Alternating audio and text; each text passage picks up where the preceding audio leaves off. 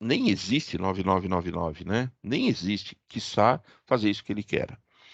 Caso não seja identificada nominalmente, nem todos os produtos vão ser nominais. Nem todos. Procurar por analogia, sempre observando as regras de classificação e ANESH. O que é essa identificação nominal? Vamos voltar de novo na ferramenta, tá? Quando você procura aqui rolamentos, né? Eu já sei que rolamentos está na 8482. 8482. Todos os rolamentos estão aqui. É de esfera, de rolete cônico, é rolete em forma de tonel. Ou seja, rolamentos, ele é nominal. Está aqui, ó, a posição já identifica rolamentos de esferas, de roletes, de agulhas. Se você for, né, procurar objetos metálicos na posição 7318, onde a gente encontra os parafusos metálicos, porcas, arruelas, tubo, 7318, desculpe. Olha lá, parafusos, pinos, roscas, são produtos nominais. Aí fica até fácil, né? Fica fácil porque você pode, né, como eu havia falado aqui na ferramenta, você pode aqui no campo de pesquisa jogar rolamento,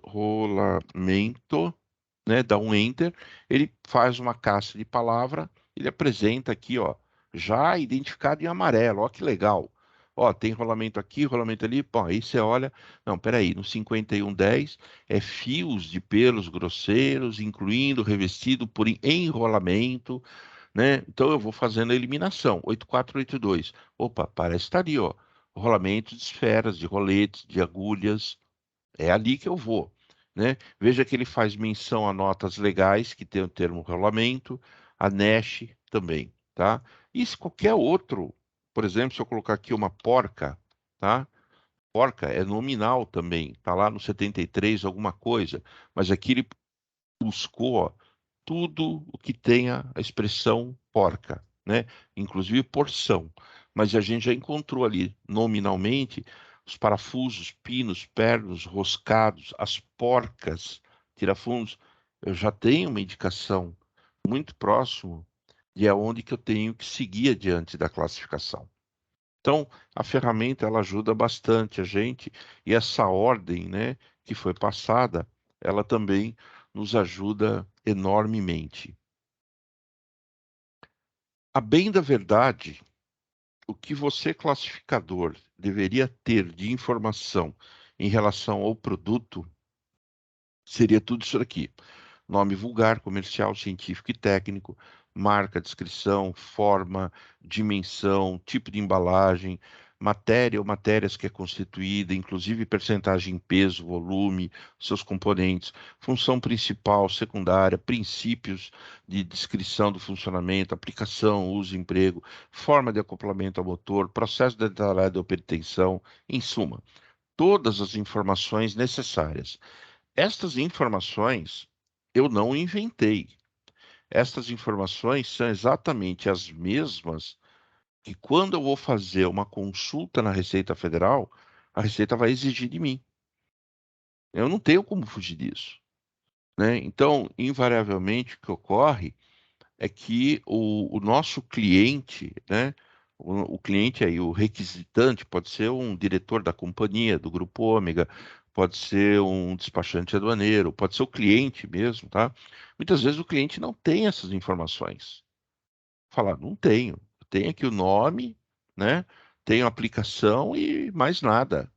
Invariavelmente, essas poucas informações não nos ajudam a seguir adiante, tá? Isso é extremamente complicado. Então, aí tem todo um trabalho, vamos assim dizer, de catequização do cliente, falar, olha, eu preciso de todas essas informações. Com aquilo e com isso aqui que você está me passando, né? Eu sei que amanhã vai ser um chororô danado, né? Ele vai reclamar, falar que eu estou com má vontade. Não, não dá. Isso aqui, perto disso aqui, é um oceano. É um oceano, tá? Então eu tenho que instruir o cliente a me dar todas as informações possíveis e necessárias em relação ao produto. Igor, Leve. só para Oi, poder, pois não. só para poder exemplificar, nós criamos até um questionáriozinho que a gente manda para o cliente quando é um produto novo, justamente com essas informações que a gente solicita, tá? A gente pegou isso aqui também e manda para ele. Quando ele tem um produto novo para ser classificado, a gente passa. Para alguns, a gente consegue receber a maioria das informações. Outros é difícil, tá? Mas a gente tenta sempre trabalhar nessa linha aqui de informações solicitadas. A gente tem esse questionáriozinho. Quando o cliente pede uma classificação, que é uma coisa que a gente nunca fez para ele, daquele determinado produto, nem nada meio que parecido, a gente manda isso aí para buscar essas informações aí ao máximo para poder ajudar na classificação, sim. Exatamente. Parabéns, parabéns. Tem que ser assim, tá? Mas Tem que o ser assim cliente e ainda colocar. reclama, viu? Oi, É, O Valéria? cliente, ele fala que a Ômega pergunta demais. verdade. A É, gente, eu já fui chamada para conversar com grandes indústrias, porque a Ômega pergunta demais para poder fazer as classificações. Então, assim, a mas gente não, luta, viu? não pode ser diferente. Não pode ser diferente, tá? Aliás, deixa eu ver uma coisa aqui. Eu acho que eu até guardei aqui, deixa eu ver.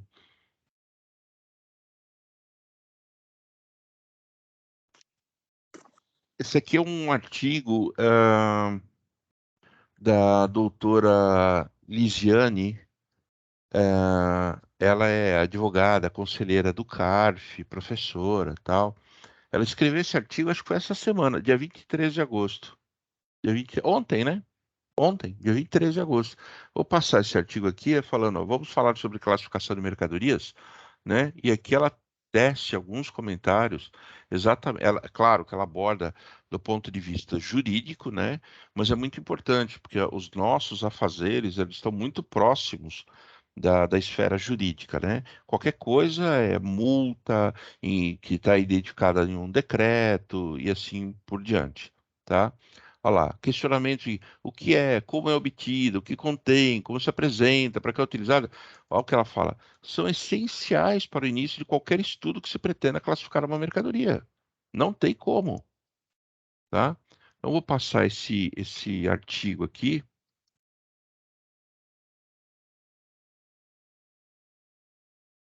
Tá aí o link do artigo.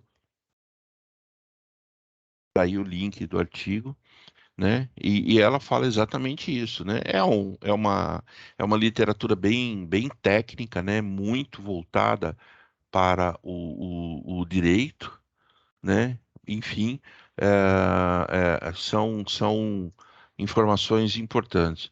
Deixa eu até ver se tem algum outro artigo aqui. Futuro, drones, etapa da classificação. Isso é isso aqui.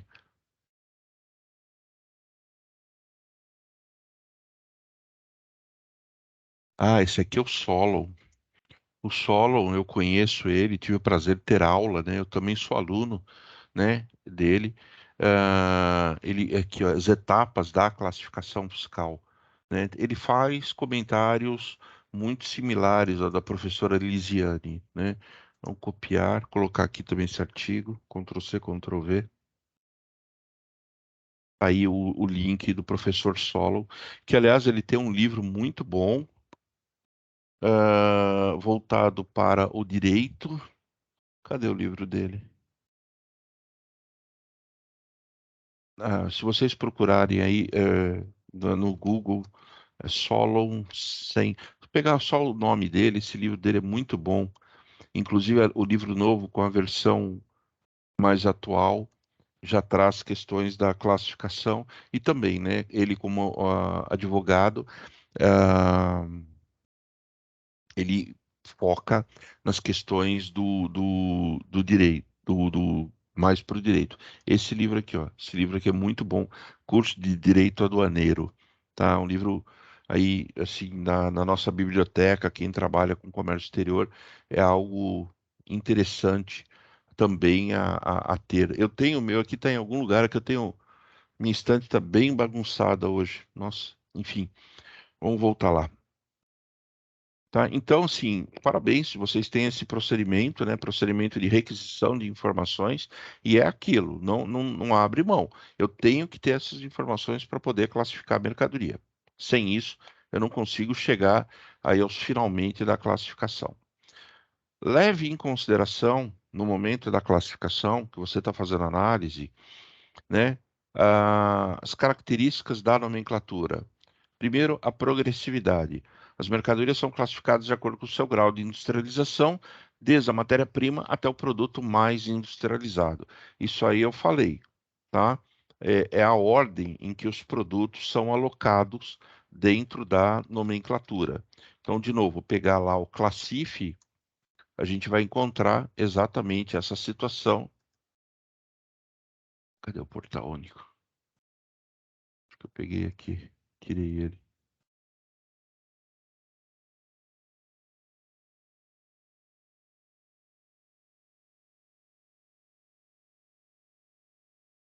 De...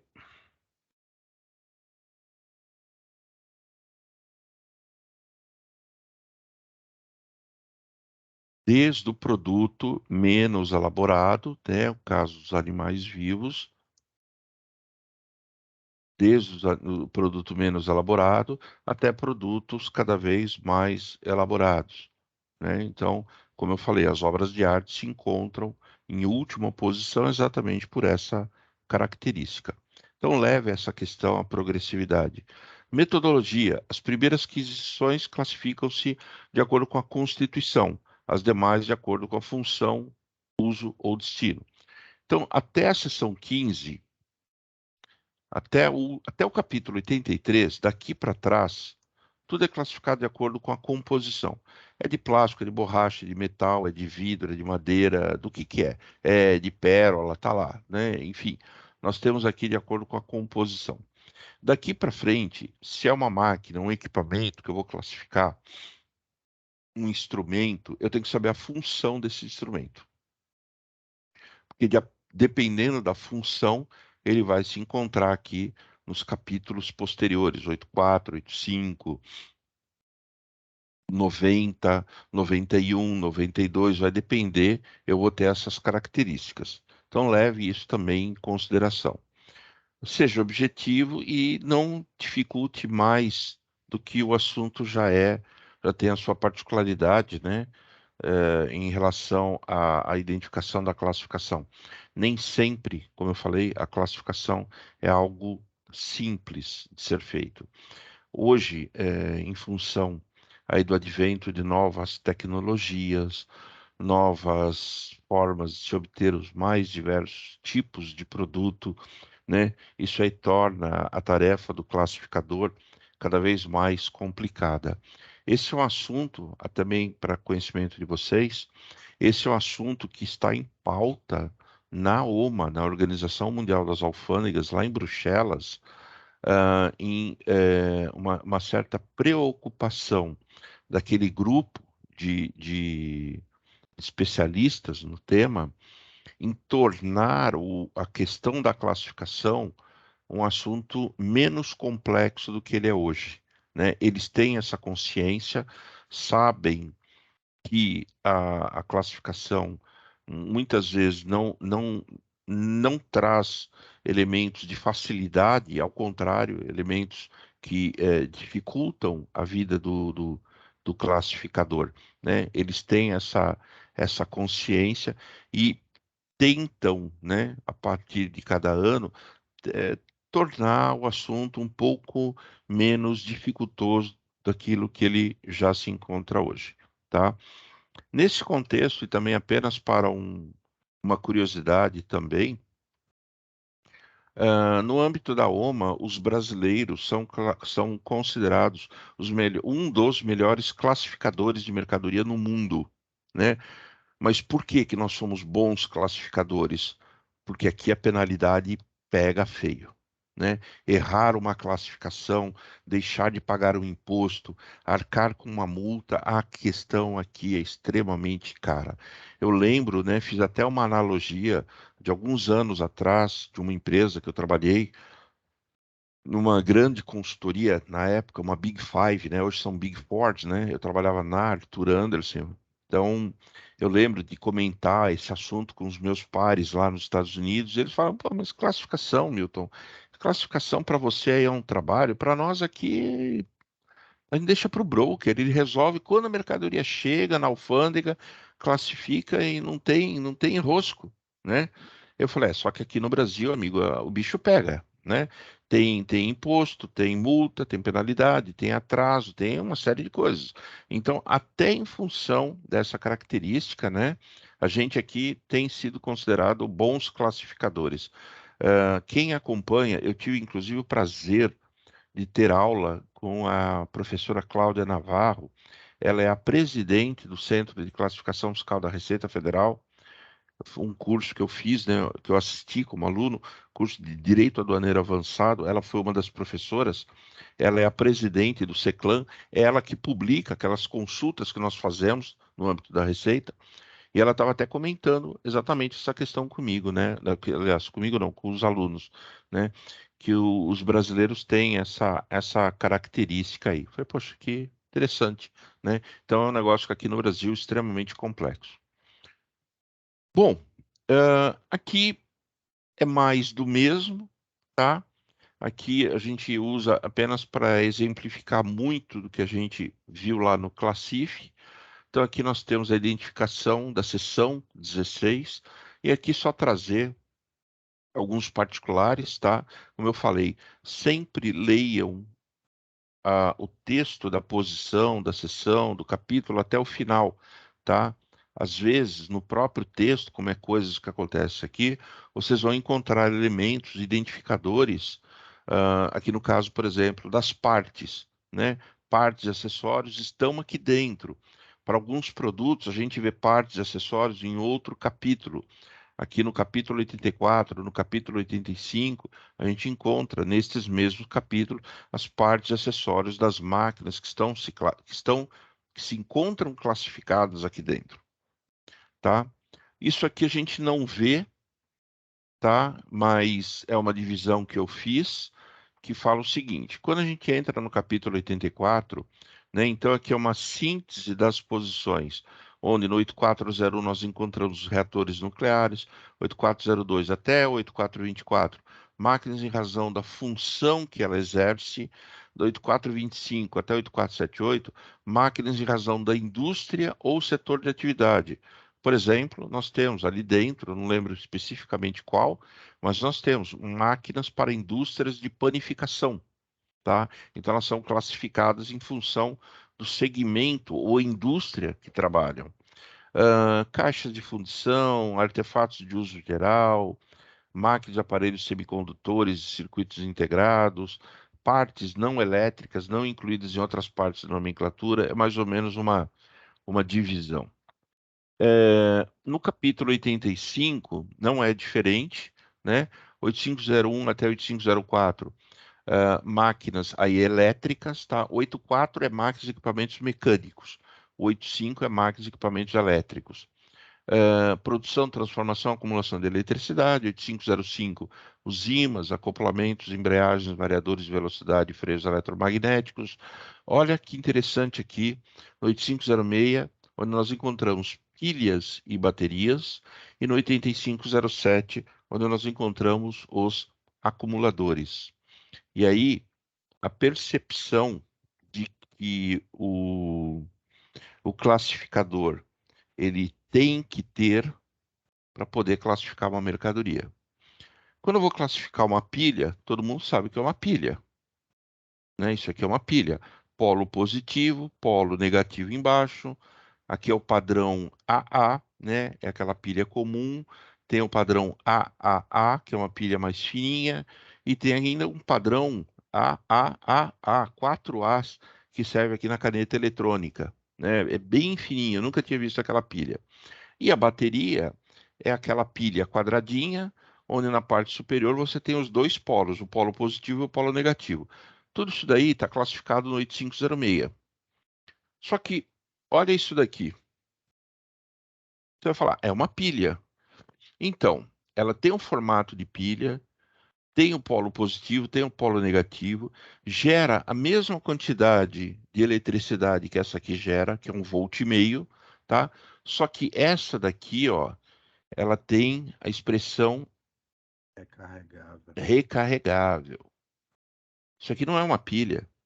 Isso aqui é um acumulador. Mas, ó, mesmo formato, mesmo uso, mesmo emprego, mesmas dimensões, e aí você vai falar, é uma pilha, 8506. Pronto, já tem multa de 1%, no mínimo, tá? Então, a percepção, o recarregável aqui na pilha, ele está voltado a um acumulador de eletricidade. É a mesma coisa que nós temos um power bank, né? O power bank é os acumuladores no 8507. Então, eles funcionam, geram, né? Transmitem a eletricidade. Ali o power bank é um pouquinho mais, aqui a pilha é 1,5 V, tem as mesmas medidas, mesmas características, mas são produtos distintos. Então, cuidado com essas informações, tá? Que vocês eventualmente recebem. 8508, 8509, aparelhos eletromecânicos de uso doméstico. 8510, veja que está tudo na mesma família. Máquina de barbear, cortar cabelo, depilar, tosquiar, está tudo 8510. Aí máquinas e aparelhos que baseiam em propriedades ou efeitos de eletricidade em todas aquelas posições. E assim segue toda essa característica.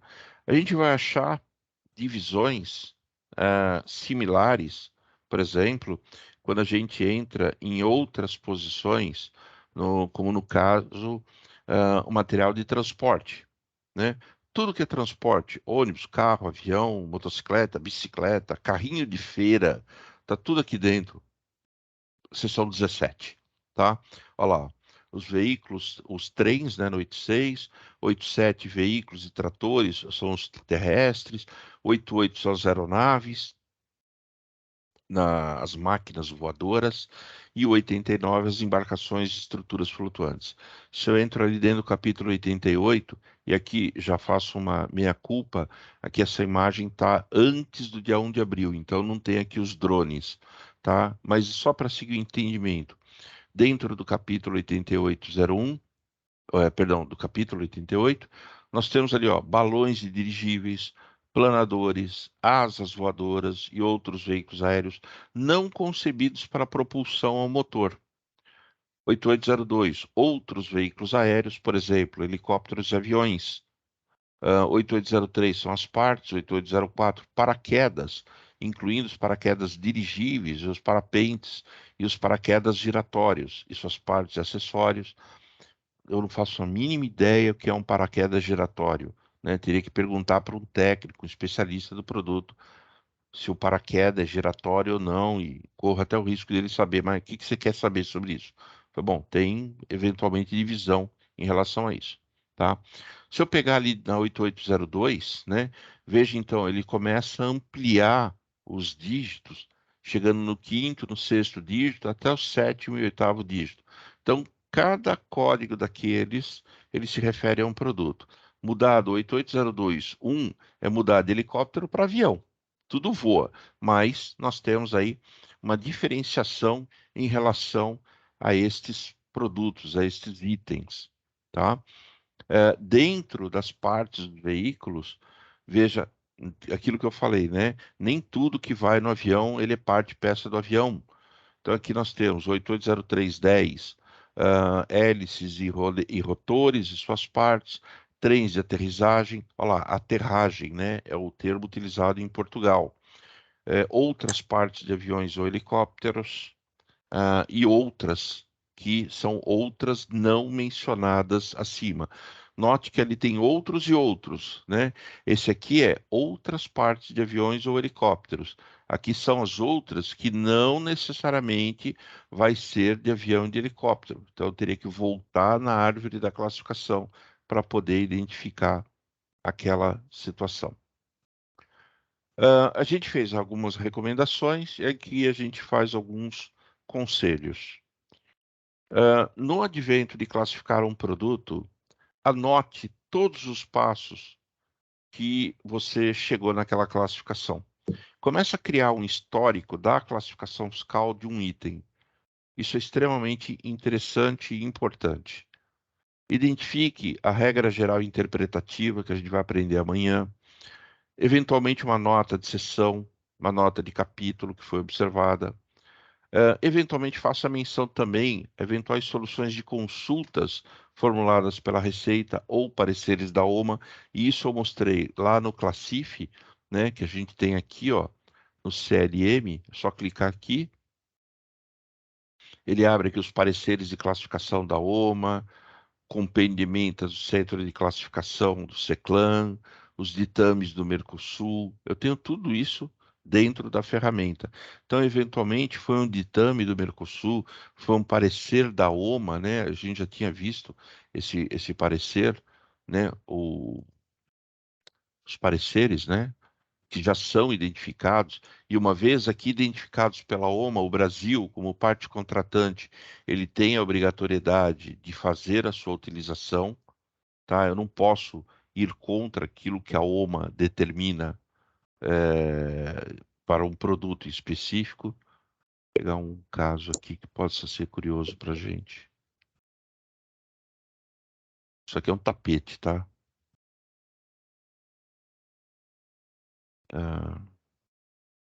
Esse do capítulo 80 e pouco. Tem bastante coisa. 85, 85, 85, 85. Vários deles têm imagem, tá? Aqui, ó, as características de um monitor.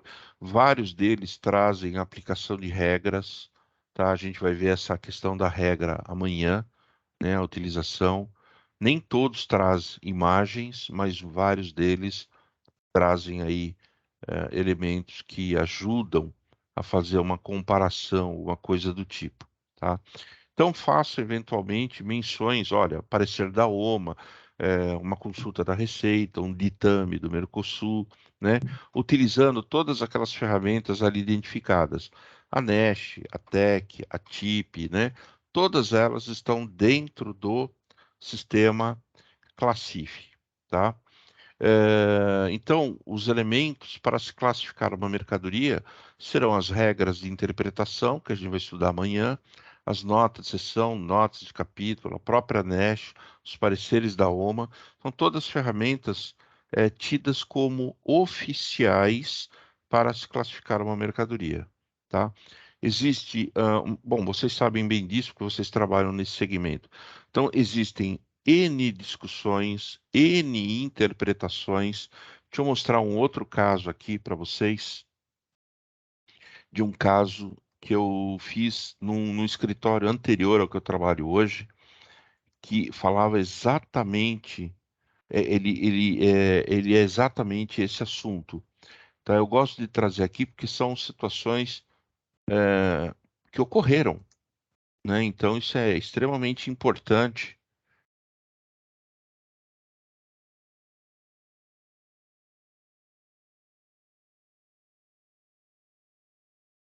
Só ver se o documento está editado. Não, já vi que não. Deixa eu só tirar o nome da empresa daqui. Eu não quero expor a empresa. Copiar, editar. Editar, substituir. Isso por isso. Tudo bem.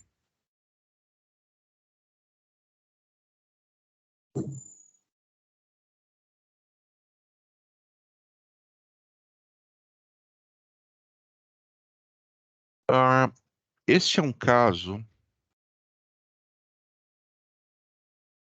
Esse é um caso da empresa.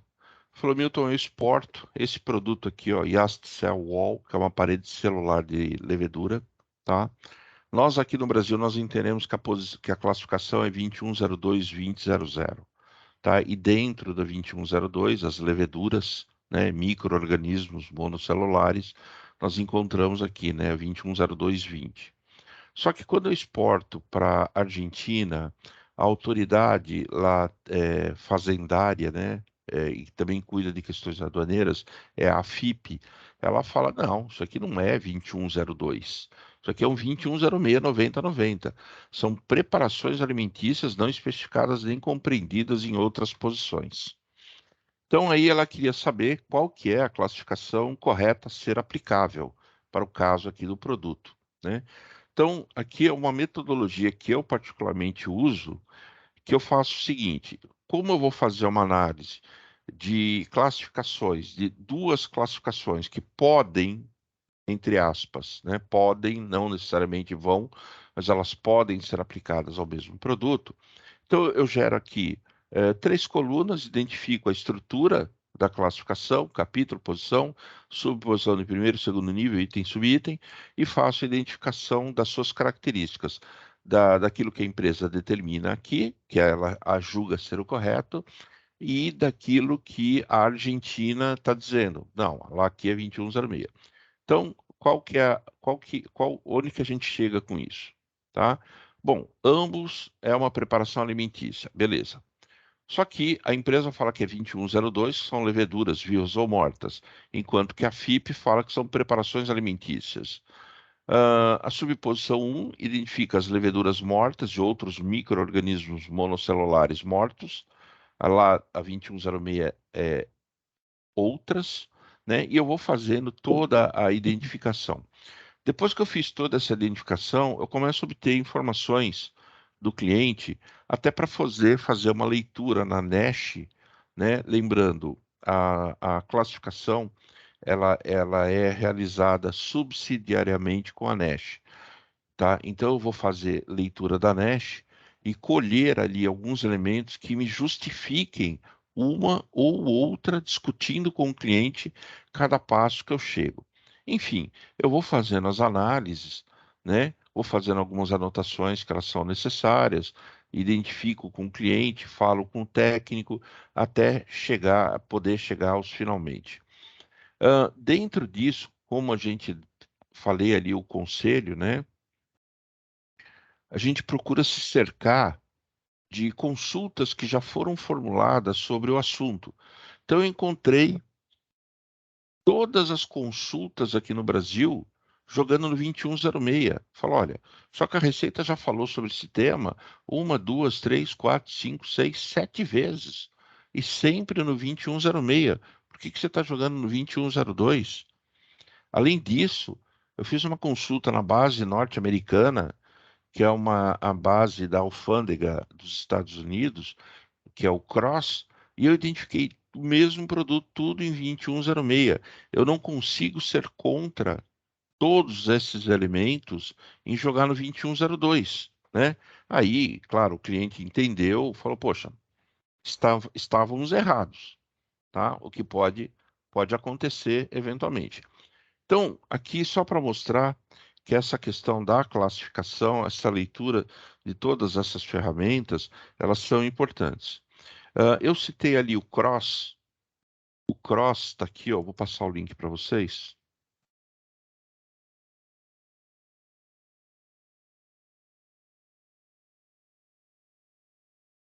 O Cross, nos Estados Unidos, seria referente àquilo que nós temos aqui no Brasil de normas, né? Então, eu tenho lá o site Normas,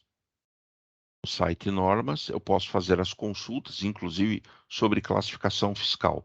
No Cross é a mesma coisa, nós temos ele tem o mesmo intuito, ou o Normas tem o mesmo intuito do Cross, só que aqui é a base da alfândega norte-americana.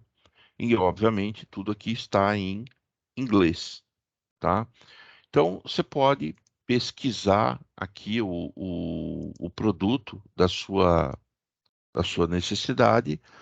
É só jogar aqui a expressão e, tal como no Normas, obter ali alguma informação que possa ser de subsídio para você. Detalhe, eu já vi resposta de consulta da Receita Federal com base no CROSS. Ela cita textualmente. É, de acordo com elementos obtidos no CROSS, Customs Ruling Online Search System, né, uma base de dados norte-americana, enfim, ela embasou com aquilo.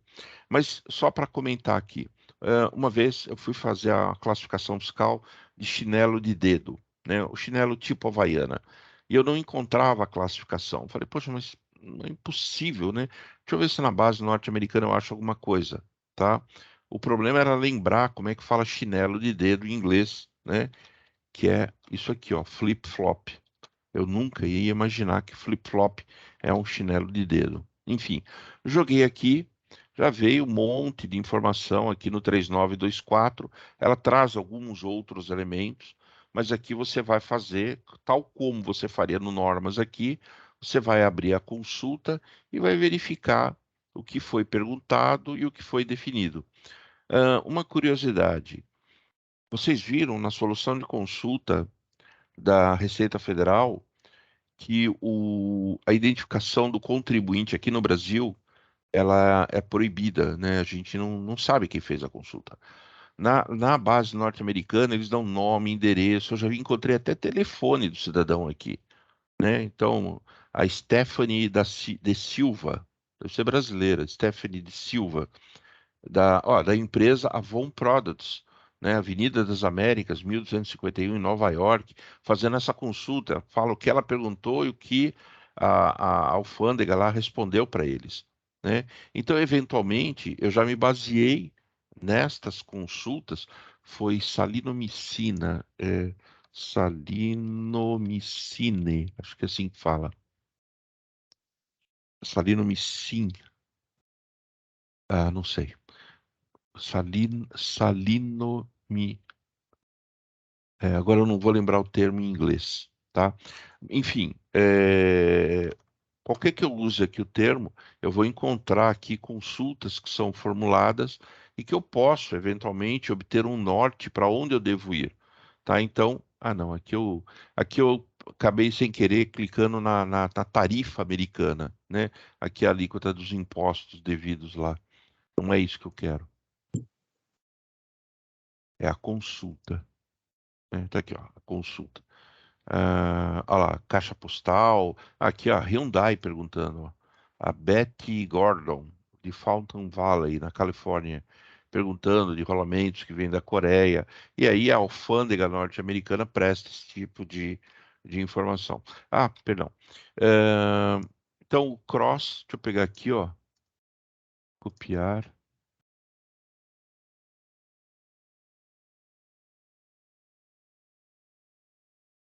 Tá aí, ó, saiu o link, tá? Então, o cross também acaba sendo uma fonte de informações, né, confiável em termos de classificação fiscal, tá? Então, utilizem também o cross como base das classificações fiscais, tá? Bom, aqui nós temos o elemento do regulamento aduaneiro já repetido, né? Que ele fala da classificação fiscal, da alíquota do imposto, que deve obedecer à classificação fiscal. A NESH, então, o que é a NESH? Eu já falei, né? São as notas explicativas. Está aqui a questão do asterisco, né? Da tradução do português Brasil e o português de Portugal, que é identificado. Por exemplo, aqui no Brasil são ternos, e em Portugal é chamado de fatos. Falamos da importância das notas legais, nota de seção, nota de capítulo, né?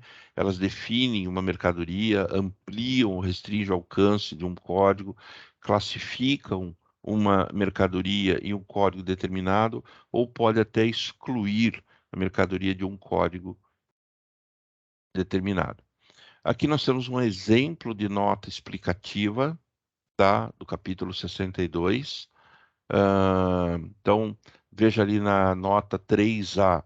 Na acepção das posições 6203, 6204, entende-se por ternos, fatos, que é em Portugal, taier, fatos de saia, casaco, lá em Portugal, os conjuntos de 2 ou 3 peças de vestuário confeccionados na sua face exterior com o mesmo tecido formado por, e aí traz toda uma determinação de como que o produto é confeccionado. São esse tipo de informações que eu vou discutir com o técnico da empresa. Uma nota includente, onde fala que partes, né, salvadas as disposições gerais das classificações das partes, ver considerações gerais dessa seção. Também se classificam aqui as partes de máquina ou aparelho da presente posição, tais como reservatórios, bicos, aspersores, cabeça de irrigação, mecanismo de dispersão, ali da posição 8424, né? Ou notas excludentes. Imagina que você está classificando, isso a gente viu, as notas excludentes, né? Você está classificando ali um aparelho de radionavegação, Você fala, poxa, um aparelho de radionavegação, ele determina a minha posição aqui, é um GPS, o GPS norte, sul, leste, oeste, ele vai... É uma bússola isso. Então você vai lá na posição 9014 e encontra ali as bússolas. Só que a nota excludente fala: excluem-se da presente posição, né? Aparelho de radiodetecção, radiosondagem, radar e os aparelhos de radionavegação, já te indicando, vai lá para 8526. Você não tem nada que fazer aqui, tá? Então daí a importância da leitura de toda essa documentação que a gente passou. Ah, o trabalho a gente já sabe, ele né, é, é- ele é bastante criterioso, né? Eu preciso de muita informação até para fazer aí as comparações, interpretações, eliminações e aí chegar aos finalmente. Aliado a tudo isso, nós temos as regras gerais de interpretação. Porém, estas regras a gente vai deixar para amanhã. A gente já está aí, ó, é 15 para as 10, a gente iria até as 10. Vamos interromper agora, porque amanhã a gente vai comentar aqui das regras gerais de interpretação, né, cada uma delas com identificação de exemplos que são dados, né, que a gente vai poder comentar bastante coisa, mas isso a gente vai deixar para amanhã. Tudo bem, pessoal? Alguma dúvida, algum questionamento? Tá bom? Vamos fazer assim, então. Amanhã a gente dá continuidade. A gente vai usar o mesmo link, né?